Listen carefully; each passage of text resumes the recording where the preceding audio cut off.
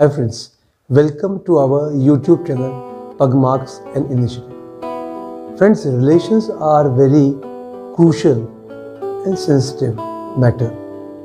जो रिश्ते होते हैं बड़े ही नाजुक होते हैं और अगर रिश्तों को हम संभाल के नहीं रखें तो आगे चल के हमारे जीवन में बहुत सारी प्रॉब्लम क्रिएट कर सकते हैं। अब एक सिंपल सी बात समझिए, अगर एक ब्रेड खराब होती है तो हमें पता है उसमें फंगस लग गई, वो खराब हो गई है, हम उसे फेंक देते हैं। या एक एप्पल ख़राब होता है तो उस पर कुछ निशान या दाग आ जाते हैं तो हम उसे फेंक देते हैं। इसी प्रकार कोई वेजिटेबल या कोई और चीज़ ख़राब होती है तो उसमें स्मेल आने लग जाती है। पर जो ह्यूमन रिलेशंस होते हैं उसमें ना तो कोई टेस्ट होता है ना कोई स्मेल होती है, और जब ये बिगड़ने लगते हैं और ख़राब होने लगते हैं तो आपको पता ही नहीं चलता, और एक ऐसी स्थिति पे आके, एक ऐसे मूड पे आके आपको पता पड़ता है कि आपके रिश्ते बिखर जाते हैं। हमारे समाज में सबसे इम्पॉर्टेंट जो रिलेशन है, जो हर घर का इशू है या प्रॉब्लम है, हम कह सकते हैं फादर एंड सन रिलेशन, पिता और पुत्र के संबंध। दोस्तों, जब हम ताजमहल को देखते हैं या कुतुब मीनार को देखते हैं या स्टैचू ऑफ लिबर्टी को देखते हैं या एफिल टावर को देखते हैं तो हम उसकी तारीफ करते हैं, पर उस फाउंडेशन स्टोन का क्या, नींव के पत्थर का क्या जिसके ऊपर वो इमारतें टिकी हुई है, हम उसकी तारीफ कभी नहीं करते, उसके बारे में हम सोचते भी नहीं। फादर हमारे जीवन में एक ऐसा फिगर होता है। फादर हमारे लिए एक फाउंडेशन स्टोन की तरह होता है जो अपने परिवार के लिए सुबह से लेकर शाम तक काम करता है, ताउम्र काम करता है, बिना शिकायत के काम करता है और बिना एक्सपेक्टेशन के काम करता है, और बदले में उसे क्या मिलता है? कुछ भी। अब इस चीज़ के दो पहलू।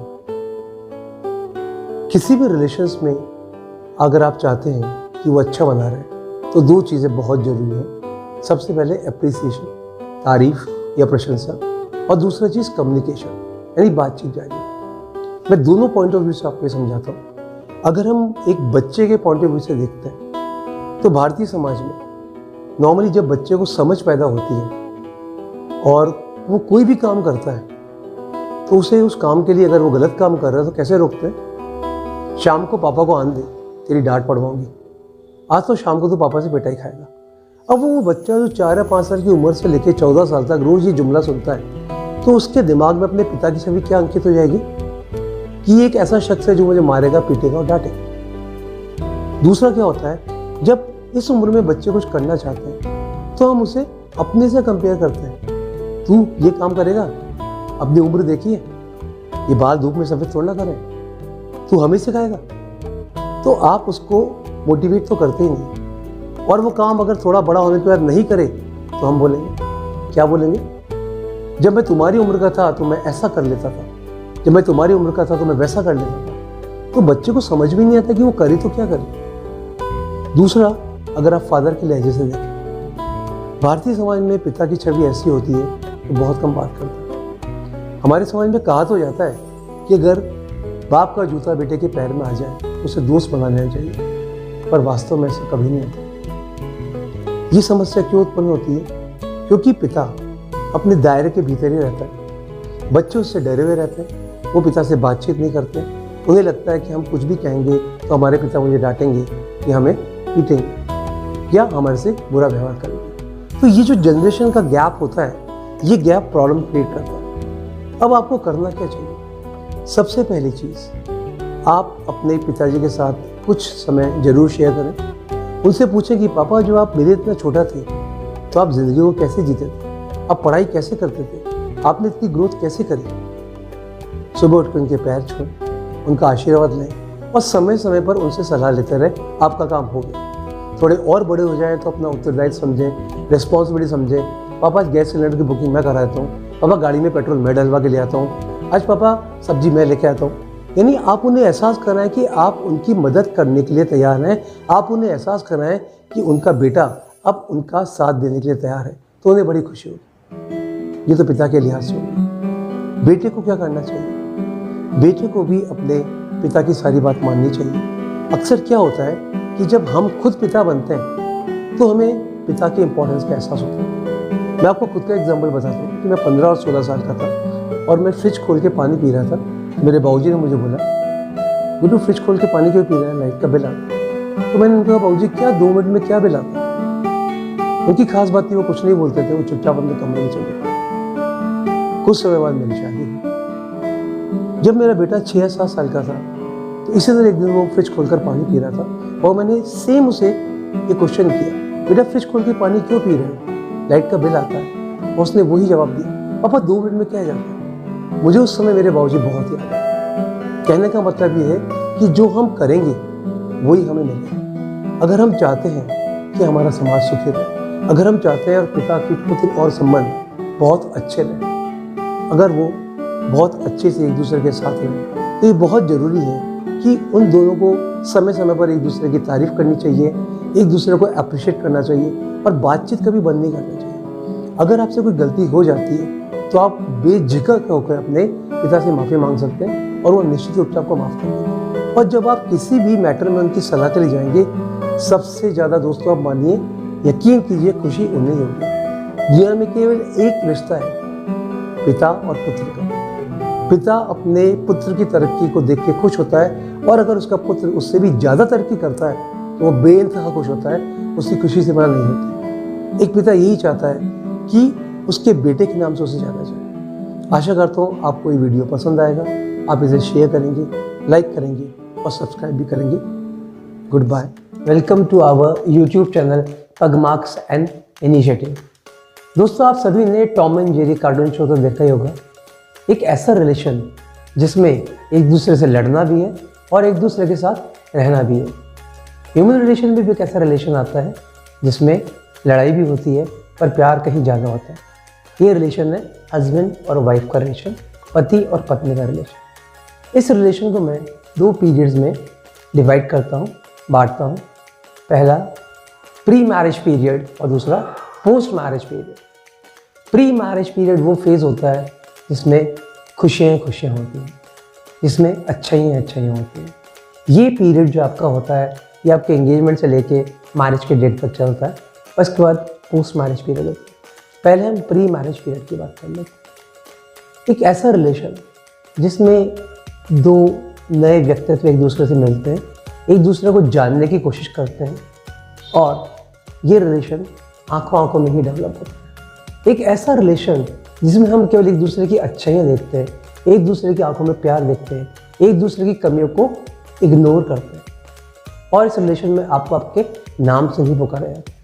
बहुत ही प्यारे स्वीट से नाम दिए जाते हैं, मेरा सोना, मेरा जानू, मेरा बेबी, मेरा कुच्चीकू, इस तरह के नाम दिए जाते हैं ना, आपने भी दिए होंगे शायद। अब ये बहुत ही स्वीट रिलेशन होता है क्योंकि हम इसमें 3 दिन में या हफ्ते में एक बार अपने फियांसे से मिलते हैं और उसमें हम केवल अच्छी बातें करते हैं। वो क्या पहन के आ रहा है, वो किससे मिल रहा है, वो किसके साथ आ रहा है, ये चीज़ें बिल्कुल हमारे लिए मायने नहीं रखती हैं। हम उसकी खुशी में खुश होते हैं, हम उसके दुख में दुख होते हैं, गिफ्ट्स एक्सचेंज होते हैं। ये रिलेशन बहुत अच्छा लगता है और ये रिलेशन बहुत टिकाऊ भी इसलिए कह सकते हैं क्योंकि हम इसमें एक दूसरे की अच्छाइयाँ देखते हैं, एक दूसरे को प्रेज़ ही करते हैं, तारीफ भी करते हैं, कमियाँ नहीं देखते। अब दूसरा पीरियड आता है मैरिज के बाद का पीरियड।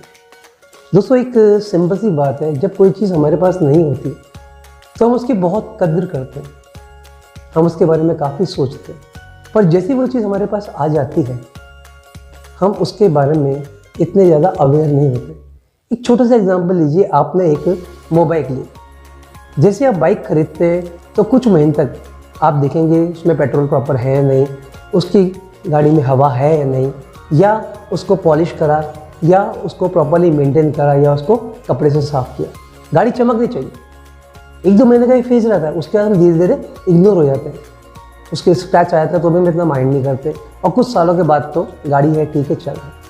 अब मैरिज में यही होता है, जब हमें पता पड़ता है कि जिसके साथ हम रहने वाले हैं अब वो हमेशा हमारी लाइफ में आ गया है, 24 घंटे हमारे सामने है, तो हम एक दूसरे की अच्छाइयाँ छोड़ के उसकी कमियों पे कॉन्सेंट्रेट या फोकस करना शुरू कर देते हैं। या ऐसा कहिए कि जब हम एक दूसरे के साथ ज़्यादा टाइम स्पेंड करते हैं तो हमें उसके बारे में वो बातें भी पता पड़ने लगती हैं जो हमें शायद पहले पता नहीं थी। ये क्या आप नहा के टॉवल इधर फेंक देते हो, ये मुझे आप ऐसे कैसे फेंक देते हो, आप गुटखा भी खाते हो, आप स्मोक भी करते हो, आप कपड़े कैसे पहनते हो। ये प्री मैरिज पीरियड में ये चीज़ कभी नहीं होती थी क्योंकि आप केवल अच्छा ही देखते थे।